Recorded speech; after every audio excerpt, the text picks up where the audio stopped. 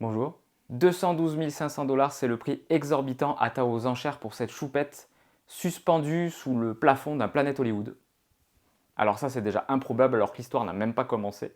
Donc je vous invite à attendre que le générique passe pour pouvoir comprendre ce qui s'est passé. Et le chat qui fait ses griffes sur le carton. Yoshi, merci. Autostory numéro 13, c'est parti.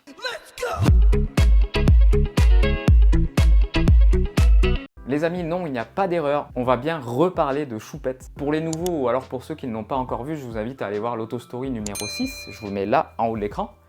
Putain, du premier coup, là, je suis trop fier de moi. Alors concernant notre choupette du jour, elle a aussi une histoire incroyable, complètement différente de la première.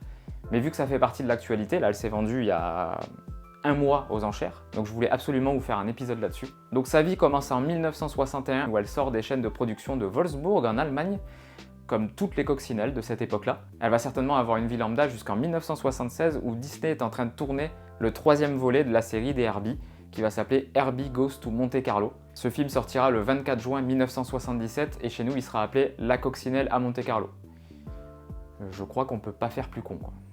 Il faut savoir qu'à la base, cette coccinelle n'aurait jamais dû participer à la production du film. En fait, je vous explique, à l'époque, je ne sais pas si vous avez vu le film, mais il y a toute une partie qui est tournée à Paris et Monaco, et l'autre partie qui est tournée en Californie, comme les deux précédents volets.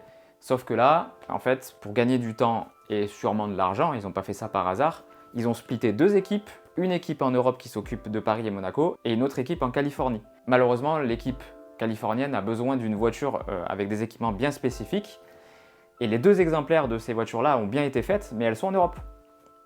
Donc ça pose un petit souci. Donc la production s'est chargée rapidement de trouver une coccinelle viable sur le marché de l'occasion, et ils ont trouvé cette Cox de 61 qui était disponible immédiatement. Donc à peine achetée, immédiatement mise dans les studios pour être transformée, ils ont besoin d'une voiture bien spécifique qui puisse être conduite sans que le conducteur soit vu. Alors ce qu'ils vont faire, ils vont supprimer la banquette arrière et ils vont reculer le poste de pilotage à la place de la banquette, avec des commandes déportées bien sûr, le levier de vitesse reculé, etc. etc.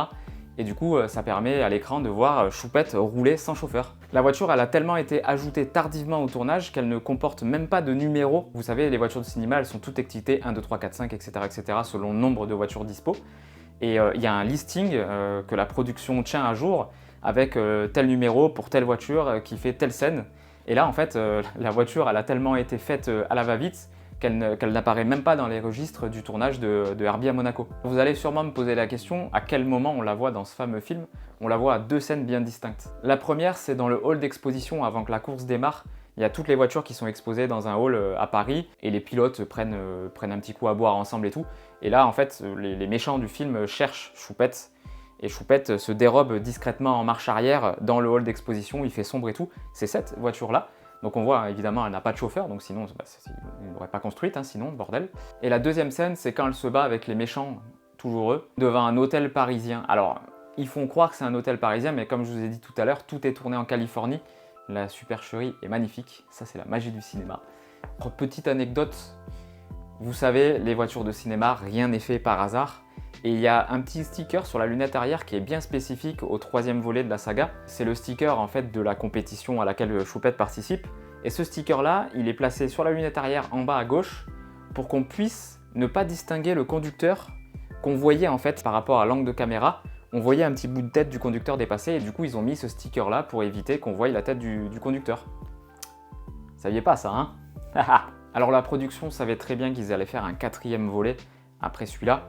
Donc du coup, au lieu de revendre ou détruire les coccinelles, ils en ont gardé certaines pour pouvoir participer au 4e volet du coup, Herbie Goes Bananas, qui est sorti le 27 juin 1980. Ce film, je vous le conseille vivement, hein, c'est le meilleur de la saga. Non, en fait c'est de la merde. Alors je fais une petite parenthèse, je sais pas si vous avez remarqué, mais en France, la voiture est appelée Choupette que dans les deux premiers. Voilà. Le 1 et le 2, elle est appelée Choupette. Dans le 3, dans Monte Carlo, elle est appelée Roméo. Parce que l'héroïne, elle tombe amoureuse d'une voiture qu'ils vont appeler Juliette. C'est complètement con, ça aussi. Et dans le 4e film, Herbie Goes Bananas, c'est Ocho. Par contre, aux États-Unis, ils sont pas fait chier. C'est Herbie tout le temps. Hein. Ah, ça montre que la France, ça a toujours été compliqué en fait. revenons à cette bouse infâme qui fait office de 4e film. Alors comme je vous l'ai dit plus tôt, ils ont récupéré pas mal de choupettes qui avaient tourné dans Herbie Goes to Monte Carlo pour pouvoir les réutiliser dans ce nouveau tournage, et évidemment, notre petite 61 en fait partie. Et bim, c'est connu, la plupart des voitures qui ont servi pour Herbie Goes to Monte Carlo ont servi pour la fameuse scène où Choupette est dans la corrida en fait. Il y a plusieurs voitures qui ont utilisé pour cette scène parce qu'il y a des cascades bien spécifiques, et notre coccinelle de 61, elle a été utilisée pour la scène du toréador où le capot s'ouvre. Elle agite la cape en fait du toréador. Du coup, elle a été équipée d'un système hydraulique qui permet au capot de s'ouvrir et de se fermer. La cape du toréador, elle est manipulée avec des cordes qui ont été effacées au montage. Ils ont mis aussi un système hydraulique sur la suspension avant qui permet à Choupette de monter et descendre. Alors la cape, ils ne se sont pas emmerdés chez Disney. Ils ont pris des vis Parker et ils ont traversé l'atoll et ils ont fixé la cape avec des vis comme ça. Voilà, c'est le cinéma quoi, on s'en fout. Le fait rigolo, c'est que ce capot-là de la scène avec la cape, il n'est pas resté sur notre voiture concernée. Il a été transféré sur une autre voiture, c'est la Herbie numéro 15, qui est aujourd'hui en Allemagne. On peut voir un truc marrant, c'est que, comme vous voyez bien sur la photo, on voit en bas du capot la bande bleue qui est un petit peu plus foncée que tout le reste, avec 2 trous. Et en fait, c'est la fixation de l'antibrouillard Carello, qui est un accessoire spécifique à Herbie Goes to Monaco. Et vous allez voir, il n'y a pas que cette pièce-là qui a été transférée d'une voiture à l'autre. Alors cette fois-ci, notre coccinelle de 61, elle apparaît bien dans le listing de Herbie Goes Bananas, elle apparaît sous le numéro 6. Et vous allez voir en fait qu'elle n'était pas du tout prévue à la base pour faire la scène du toréador. Je vais un peu spoil la fin de l'épisode, mais c'est pour qu'on puisse mieux comprendre. Il faut savoir que sur ce modèle de phare de coccinelle, le phare en fait il emprisonne, si vous voulez, grâce à son cerclage chromé, une gorge qui est sur l'aile, et en fait il n'a besoin juste d'une seule vis avec une cage. La vis rentre dans la cage et se fixe en bas du phare, et c'est une fixation bien spécifique pour ces années-là. Sur cette photo très récente de notre Choupette, on voit qu'en fait les phares ne sont pas fixés par le bas, comme toutes les coccinelles classiques. Et on peut même voir qu'il y a un des phares qui est légèrement incliné vers l'intérieur. Cette voiture, en fait, elle a été construite pour avoir des phares pivotants. Et la seule scène du film où les phares pivotent, c'est au début du film. Il y a un gros plan qui est réalisé sur le capot et les 2 ailes. On ne voit pas le reste de la voiture et on voit les phares pivoter de gauche à droite. Regardez bien les détails, hein. La voiture, on voit qu'elle a été repeinte sommairement, vite fait pour cette scène-là. On voit que les joints de caoutchouc de pare-choc sont peints en blanc, les joints d'ailes pareil, les joints de clignotant pareil. On sent que la peinture elle a vraiment été faite vite fait pour un gros plan qui dure en réalité dans le film moins de 2 secondes je crois. On peut apercevoir aussi ces fameuses ailes découpées dans une autre scène où Choupette roule dans Mexico sur les pavés. C'est les ailes de notre voiture, mais ce n'est pas notre voiture de 61. Puisqu'en fait, regardez bien les détails, la baguette du capot n'est pas au bon endroit, les joints de pare-choc ne sont pas peints, les joints de clignotant ne sont pas peints. Et regardez bien aussi, c'est les jantes ajourées.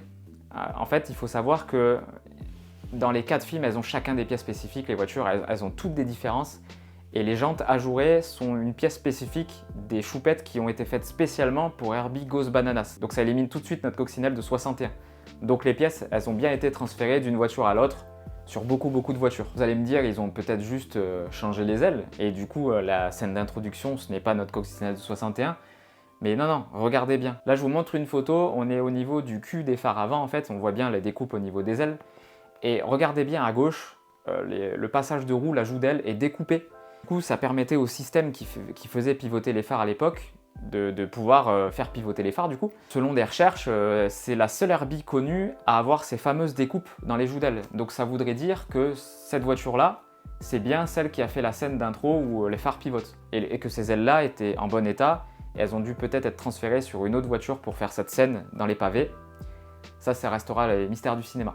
Alors sur les 26 Herbie qui ont servi à Herbie Goes Bananas, 17 ont été vendus aux enchères par Disney en 1980, juste après le film. Ces voitures-là, elles ont été désaccessoirisées avant d'être mises aux enchères. Donc ça explique pourquoi, en fait, malgré qu'il y ait tous les trous et tout, il n'y ait plus de système pour faire orienter les phares sur notre modèle. Alors à l'époque, on ignore qui a acheté le numéro 6, notre exemplaire. Tout ce qu'on sait, c'est que malheureusement, elle a subi une très mauvaise restauration. Alors je vous mets les photos des détails, c'est à l'américaine, hein. Voilà, on ne fait pas dans la dentelle. Cette voiture-là, en fait, on ne sait vraiment pas si elle a roulé, en fait, après le tournage, si elle a été faite exprès pour ce qui va suivre.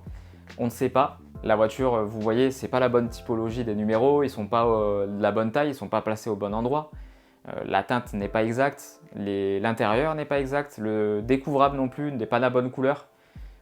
En fait, il n'y a rien qui va. Alors c'est seulement en 1996 qu'on va retrouver sa trace. Cette voiture-là va servir de décor dans le Planet Hollywood du Disney Downtown à Orlando, en Floride. La voiture, elle est installée dès l'inauguration du restaurant. Donc cette voiture va être suspendue à je sais pas combien de mètres de haut, elle est très très haut, hein.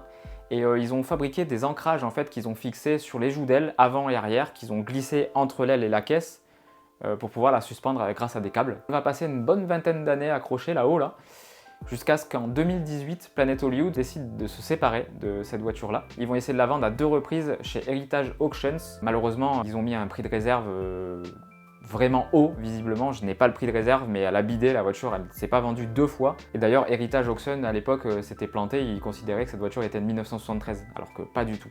Et là, on arrive en décembre 2022, hein, je vous l'avais dit en début d'épisode, c'est très très récent. La voiture est transportée pour être vendue, en fait. Il faut savoir qu'Heritage Auction, c'est une mise aux enchères internet. Voilà. Donc la voiture, elle a dû être transférée dans un local pour être stockée en attendant d'être vendue. Et le transporteur a eu un petit problème. C'est désastreux. Alors le souci, c'est que la pièce en fait bien spécifique de la voiture, qui sont les ailes avant, on en a parlé tout à l'heure, sont bien amochées. On voit même qu'il y a le métal qui a été cisaillé et tout, hein. On voit déjà qu'il y a eu un placard de mastic posé avant. Le capot, il a pris une belle star aussi.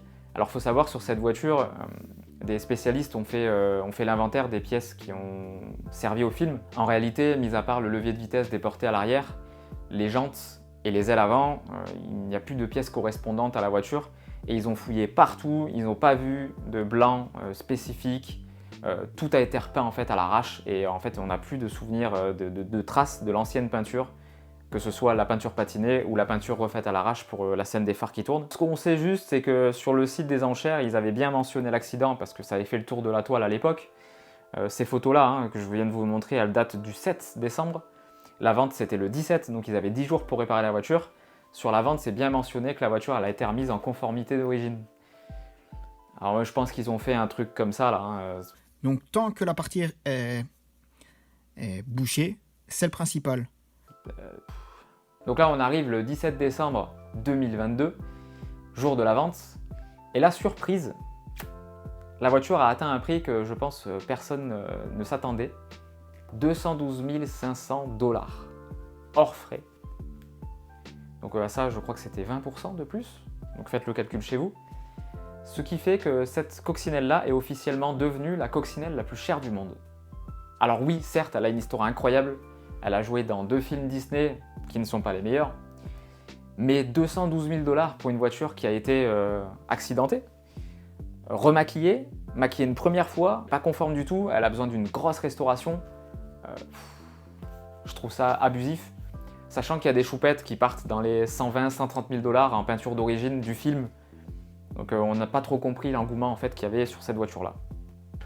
Mais c'est la loi des enchères. Alors avant de clôturer cet épisode, je voulais remercier grandement, je ne sais pas s'ils me regarderont parce que c'est un groupe américain, mais j'ai eu énormément d'informations sur ce groupe. C'est Herbie the Lovebug Fan Club, voilà, sur Facebook, et notamment les infos de Frankie Hernandez, qui est un historien expérimenté des choupettes qui ont servi à l'époque au tournage. Et du coup, je voulais grandement le remercier parce que la plupart des infos que je vous ai citées aujourd'hui viennent de lui, hein.